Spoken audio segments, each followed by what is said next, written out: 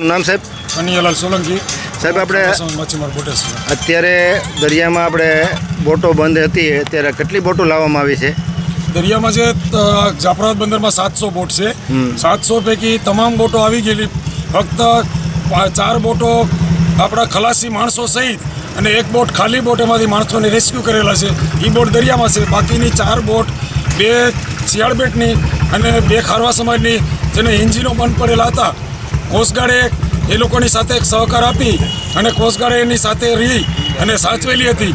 અત્યારે સવારે જાફરાબાદથી ખારવા સમાજની 6 બોટ એને રેસ્ક્યુ કરવા માટે જઈ અને બંદરથી 23-24 નોટિકલ માઇલ સુધી પહોંચી પવનને મોજાને હોવા છતાં પણ જાનની જોખમે જઈ અને આ બોટોને રેસ્ક્યુ કરી બાંધી અને ત્યાં લઈને આવ્યા છે.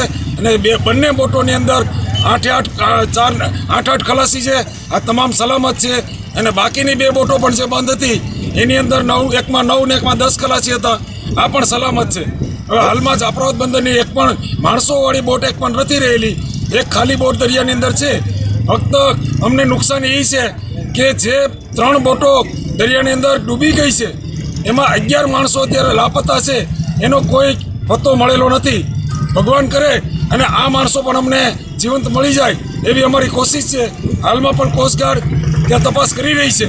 તો કોસ્ટગાર્ડે આ વખતે સહકાર આપ્યો, તંત્રે સહકાર આપ્યો, મરીન પોલીસ સ્ટેશને, કોસ્ટગાર્ડે અને કલેક્ટર સાહેબ, એસપી સાહેબ, ડેપ્યુટી કલેક્ટર સાહેબ, અમારા ફિશરીઝ કમિશનર સાહેબ તમામે અમને સતત સંપર્કમાં રહી રાત દિવસ સુધીમાં અને આમાં સહકાર આપ્યો છે.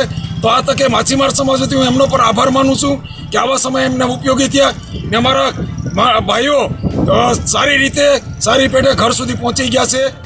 હવે અમારી તકલીફ એક સરકારશ્રીને વિનંતી છે કે આપ જોઈ રહ્યા છો કે આ જેટી ઉપર 10-10, 12-12 બોટોના થપ્પા લાગેલા છે.